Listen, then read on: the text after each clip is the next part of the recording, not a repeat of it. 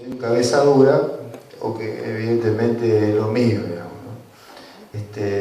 Y una cosa no descarta la otra, de todas maneras.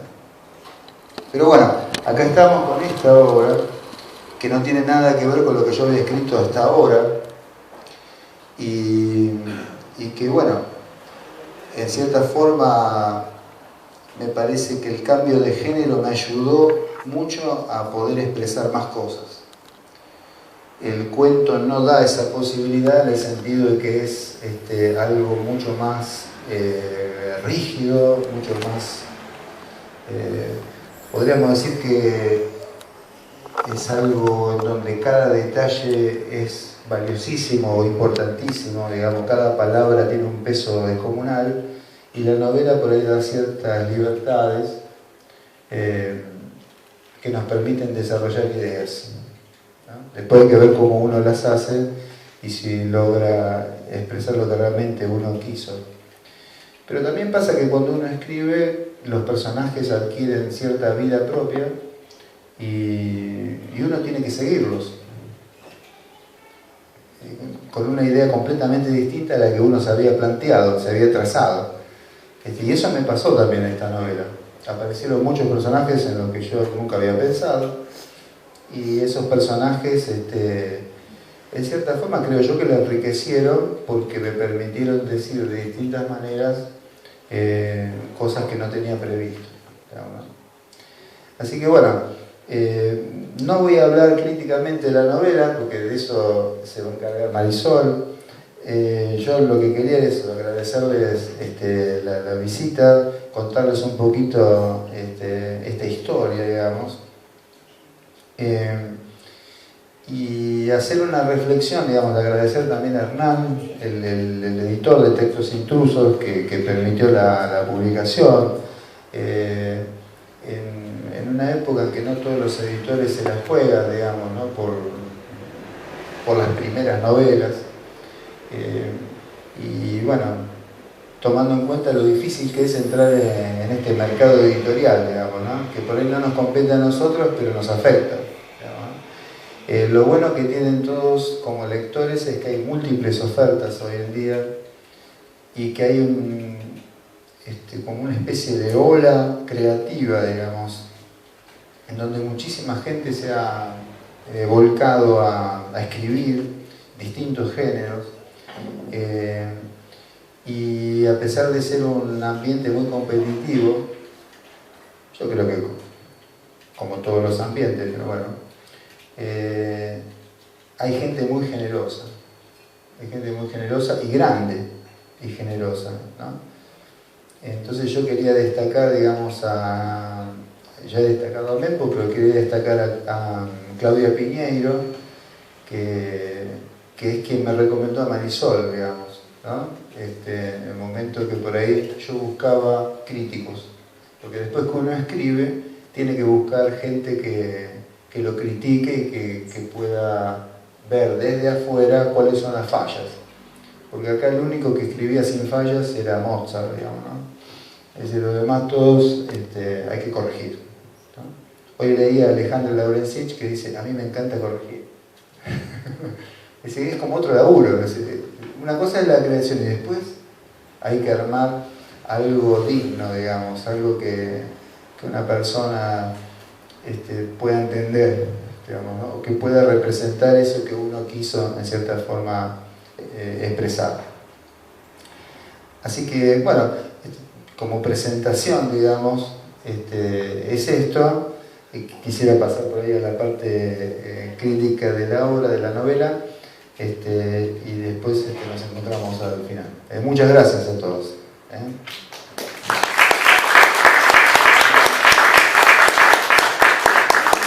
Bueno, primero, buenas noches a todos. Y yo lo que quería hacer más que nada hoy es que ustedes puedan ver algo de la novela y contarles un poco también lo que a mí me pasó con la novela, porque yo no lo conocía a Javier, nos contactó Claudia, recibí el texto y es un texto que me llega sin solapa, sin resumen, sin saber quién es el autor, sin saber de qué se trata la novela, y me pongo a leer. Y cuando me pongo a leer, generalmente pasa que cuando es una buena novela, uno empieza a entrar en un mundo que hasta ese momento no conocía. Un mundo, por un lado, que puede encontrar elementos que pueden sonarle a unos conocidos, pero empiezan a aparecer estos personajes que se le ocurrieron a Javier, y que cada uno va trayendo distintos elementos y le va trayendo un poco de vida a toda esta historia, que es una historia compleja, pero al mismo tiempo muy atractiva para leer, que dan ganas de seguir leyendo. Y yo lo que tenía ganas en principio, porque tal vez muchos de ustedes lo conozcan a Javier, no sé si todos lo conocen como escritor, pero lo que quería era mostrarles un poco, primero que nada, presentarles al protagonista que da título a la novela, que es el Tumba, y ver un poco cuál es la puerta de entrada a esta novela, que son los 2 primeros párrafos. Así que se los leo brevemente. Era un día de sol. En una parte lateral de un laberinto repleto de cruces, el Tumba restregaba la placa de un material que simulaba ser bronce. Hacía ya mucho tiempo que no existía el bronce en los cementerios. Estaba sentado en su almohadón de trabajo descosido, exhibidor de una impúdica goma espuma amarillenta. Levantó la vista hacia el horizonte de sepulturas y lápidas. Algunos bultos flexionados cambiaban el agua, seleccionaban flores. Día tranquilo, se dijo. Se detuvo. Miró sus dedos anchos, blancos, agrietados, que comenzaban a temblar como sacudidos por resortes ocultos en la palma de su mano. Mucho trabajo, pensó. Oyó pasos. Esperaba la sombra que tapara la lápida. No hubo tal sombra. Los pasos se apagaron. Giró su cabeza y lo miró de frente. La luz solar entorpecía la visión. ¿Cómo andás, Tumba? Te puedo llamar así todavía, ¿no? Dijo una voz que no recordaba haber escuchado antes. No contestó. Sabía que no debía contestar. Tomó el trapo y recomenzó su labor. Sus dedos temblaban, pero él reforzó su restregar para que no se notara. El tiempo parecía haberse detenido. Un momentáneo bloqueo en sus oídos. Repentinamente se destaparon. Plop. De nuevo los pasos. Ahora su sonoridad decrecía. Sus manos recuperaron firmeza. Los embates contra la placa eran demasiado enérgicos. Su dedo índice se cortó con el filo del metal. Lo acercó a su boca. Un hilo grueso de sangre descendía buscando la tierra. Ya volveré, dijo la voz apagándose en un eco espectral. Bueno, estos son los 2 primeros párrafos de la novela que de alguna manera ya me hablaba de una novela que por un lado mostraba un trabajo que podía ser el cotidiano de este hombre, pero donde van a ocurrir muchas cosas en esta novela. Es una novela que por un lado retrata este mundo, retrata un barrio, retrata un club social donde se van a juntar los personajes y se van a relacionar, y donde también van a surgir las intrigas que van a desencadenar tragedias en ese barrio. Y en medio de todo esto está el Tumba, que es el personaje que de alguna manera va a ligar este mundo de los vivos y de los muertos, ¿no? Es como el personaje que puede dialogar con las 2 partes. Pero también para que vean un poco la escritura de Javier, acá les seleccioné otro párrafo corto, que es el que presenta a Norma, que es otro de los personajes. Y este párrafo en particular a mí me gusta mucho porque es un párrafo donde nos vamos a enterar de uno de los secretos de Norma, un secreto que yo no voy a decir y que sin embargo está dicho en lo que voy a leer ahora, ¿no? Así que bueno,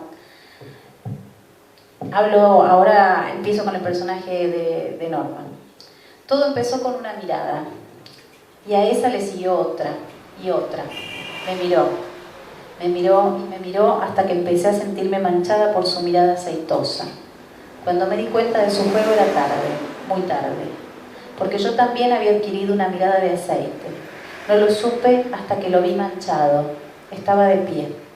Había cerrado mi puerta. Mi hermana se había ido al colegio. Era una mancha diminuta que se agrandó muy rápidamente. Ahí comprendí todo. Ese era el plan, su jugada final. Cuando vi cómo crecía su mancha a causa de mi mirada, claro, sentí culpa. Era tan chica. Y le pregunto a otro personaje, ¿pero tu mamá no se dio cuenta de todo esto? Ya te dije que no existe la mujer que no se da cuenta, solo la que lo niega. En ese momento me pareció escucharla llorando en su pieza. Yo sentía dolor, pero no lloraba.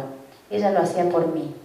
Dolor y culpa sentía, y ella lloraba, como si con sus lágrimas pudiera lavarse y lavarnos a todos, arrastrar el barro inmundo que salía de los poros de mi piel, diluir ese olor nuevo, aguar la fragancia prohibida que me iba ganando la sangre, las puras lágrimas de mi madre bautizando mi cuerpo. Bueno, este es uno de los párrafos que me parece que de una manera como muy poderosa y muy literaria está contando toda la situación y nos la está mostrando también la situación, sin nombrársela en ningún momento. Y me parece que ahí es donde está, digamos, la sutileza y donde está la buena literatura que nos puede dejar seguramente estas imágenes que uno después cuando cierra el libro vuelven y uno las recuerda con precisión, ¿no? Pero, como les decía, esta novela, que es una novela que transcurre en un barrio muy reconocible, con el club social, con las vecinas que barren en la calle.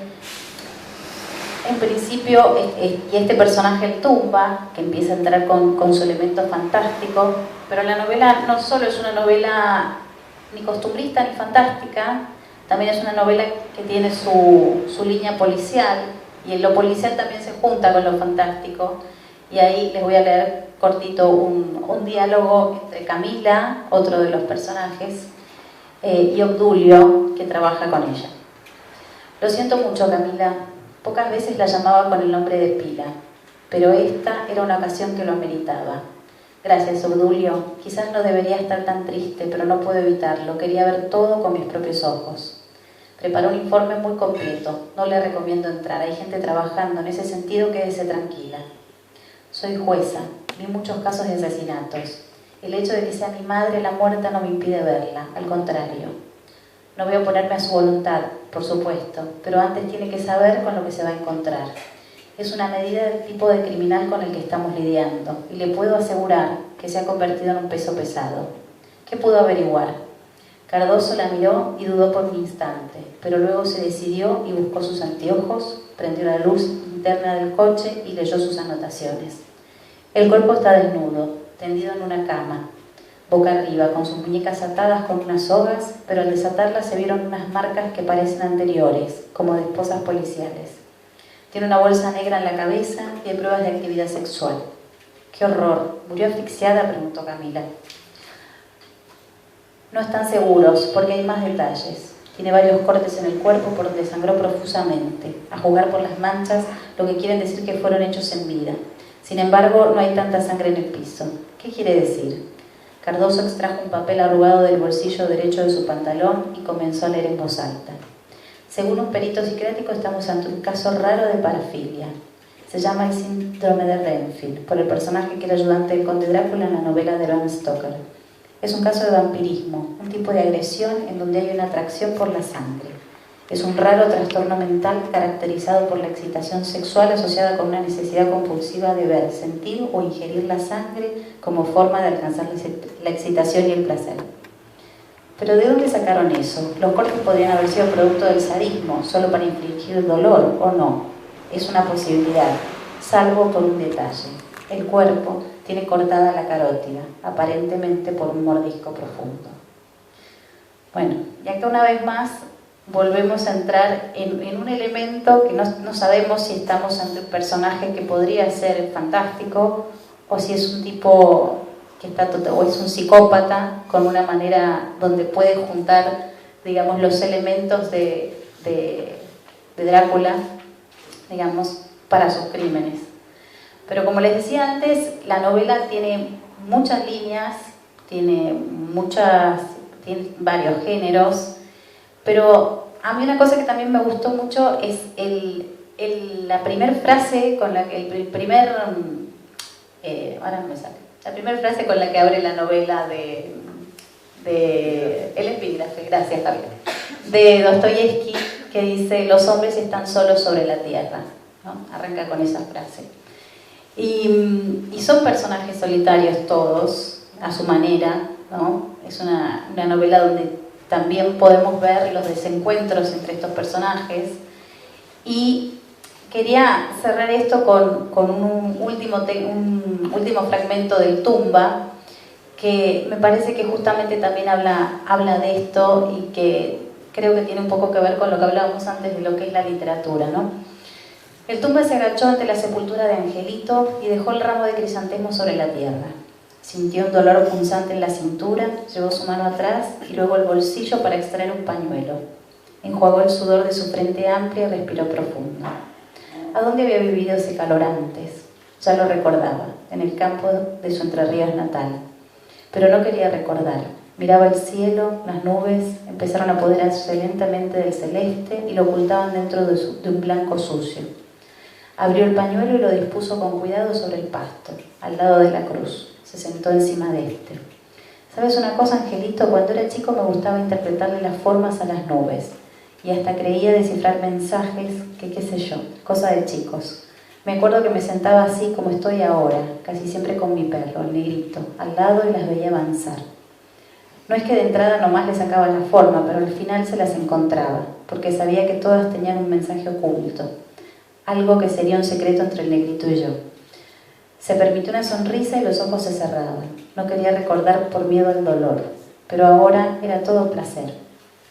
Abrió los ojos, un destello de emoción le había nublado la vista. Sintió unas lágrimas tercas, mezquinas, que apenas sobrepasaban el límite de sus ojos. Tomó el ramo de flores y se incorporó trabajosamente. Sacó el papel arrugado que las envolvía y las depositó de a una dentro de una botella plástica recortada. Exhibió una mueca alegre en su cara roja. Miró al cielo encapotado y grisáceo. Tomó un puñado de tierra y lo deshace con sus dedos rústicos, gruesos, curtidos. Ahora la tierra es un aguacerito de polvo que cae hacia la tumba. Todos somos parte de esta tierra, Angelito, todos. Y aún así estamos tan solos, solos con nuestra propia canción. Y bueno, un poco la sensación que tuve con la novela de Javier, como suele ocurrir con lo que vos decías antes, las buenas novelas, es que después de encontrarse con estos personajes y con todo este mundo, de alguna manera uno se siente menos solo y al menos acompañado por lo que es la literatura. Así que bueno, eso. Buenas noches.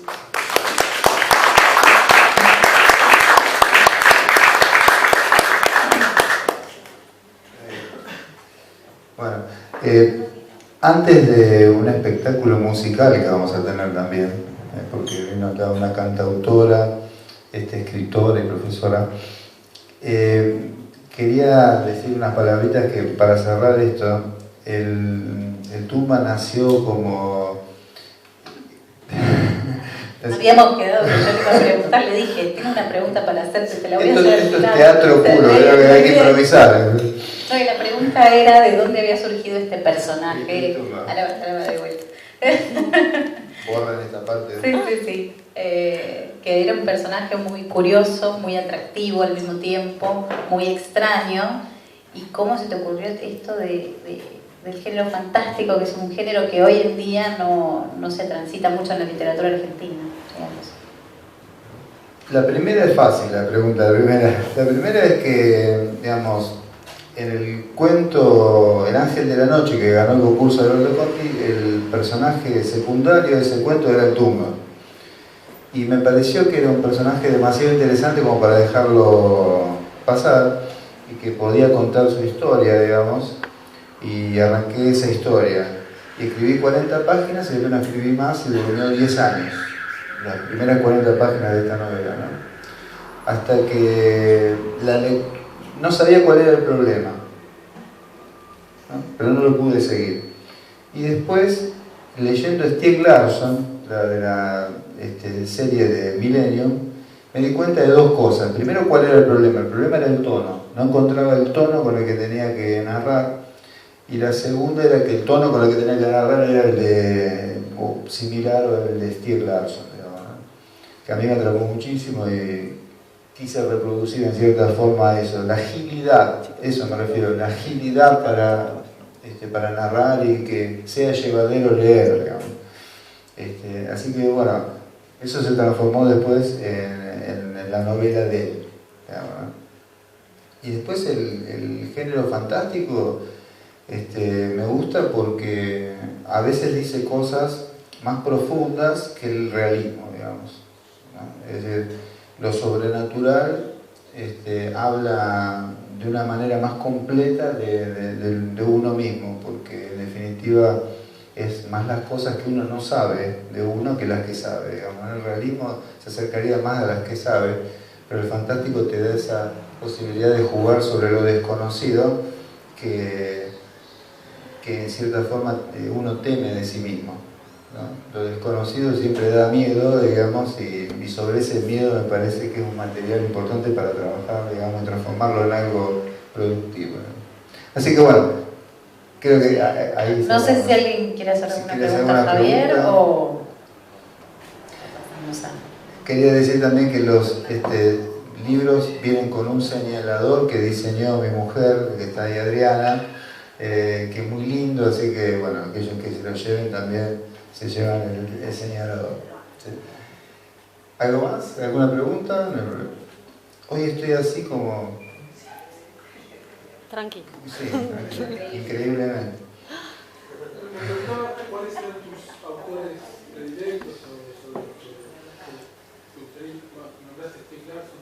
Sí, es uno de los que hoy en día me apasiona. Hay muchísimos autores también de argentinos, digamos, que siempre me impactaron, pero digamos, yo nací con los rusos, digamos, los rusos del siglo XIX, digamos, Dostoyevsky, Gogol, Chekhov, Lermontov. Esos son los autores que a mí me marcaron, digamos, y Dostoyevsky también me llevó a Sábato, y digamos, la novela psicológica, ¿no? Me parece que en cierta forma todos le debemos algo, o a Sábato o a Borges, digamos, a dos líneas. Yo lo veo a Borges más como un gran poeta y ensayista, y a Sábato por ahí lo veo desde el punto de vista novelístico. Es decir, es una herejía absoluta lo que estoy diciendo, pero bueno, a mí como cuentista, digamos, me gustó siempre mucho más Rulfo, digamos, a ese nivel, ¿no? Es decir, de poder con esos detalles chiquitos mostrar un universo, digamos, ¿no? Y no un universo para mostrar un detalle chiquito. Esa es mi idea particular, digamos, ¿no? Pero por supuesto hay muchos autores, pero esos son los principales. ¿De lo fantástico o Y digamos, de lo fantástico yo a ver si... Es difícil encontrar un autor, digamos, que me haya impactado. Pero uno sigue leyendo a Bram Stoker hoy en día y le parece impresionante, digamos, ¿no? Es decir, hay escritores para los que el tiempo no pasa, ¿no? Es decir, que se puede modernizar la prosa, hacer más ágil, que las novelas tengan menos páginas, pero hay monstruos, digamos, que son atemporales, ¿no? Y ese tipo de literatura a mí me apasiona, ¿no? Me encanta. Así que bueno. Ay, te hago una pregunta yo. Dale, sí. A mí me desconcertó el final. No voy a contar el final porque tienen que leer el libro. No lo voy a hacer porque si no, no te lo compran. Te quería preguntar si ese final, ¿en qué momento lo concebiste? Si, no sé, a través de que fue surgiendo el argumento, te diste cuenta, o desde el principio. ¿Cuándo supiste el final? Yo quería que el final volviera al principio, que sea algo circular, digamos, de alguna manera, y vuelva a esa misma escena. Es muy parecida a la escena de Tumba arrodillado limpiando las placas del cementerio, que por otro lado el cuento es basado en un personaje real, digamos, que es que fue compañero mío, porque yo trabajé en una fábrica 10 años, porque yo soy químico como Lidia también, y había un compañero que limpiaba placas en el cementerio, digamos, hacía eso, ¿no? Y yo me imaginaba ese mundo, ¿no? Ese diálogo en ese inframundo, ¿no? Y bueno, yo creo que hay una parte, digamos, cuando uno hace ese tipo de trabajos, en donde lo sobrenatural y lo natural tienen un límite muy precario o débil. Y bueno, por eso quería volver a esa primera etapa. Y después, el libro es la primera parte de un proyecto de 3 libros. Vamos a decir que en cierta forma al final deja abierto, digamos, lo que viene. Así que después de esto, esperen, tengan paciencia y vamos a ver cómo se desarrolla la otra parte. Le tenés que dar un porcentaje al tumba ahora. Al tumba. Exactamente. Claro, el tumba. Muchas gracias por venir. No, por nada, al contrario. Gracias por invitarme porque nunca había venido a La Vaca, así que vos me convocaste, viste, llegué acá por vos. Mirá vos, ¿viste qué lindo lugar? Eso? Hermoso, sí, yo la conozco mucho a Claudia Puña, así como de años y no sé qué, pero nunca había venido y mirá qué bueno. Y después quería decir que me gustó mucho, bueno, una cosa eso del tema de los seres, de que cualquiera puede ser, el otro, no sé qué, y una cosa que debe ser buenísima para vos, porque un gran observador de lo que es el comportamiento de la mujer, en esa descripción que vos leíste, de lo que es la comunicación tan íntima entre una madre y su hija, ¿no? Y esa sutileza me pareció...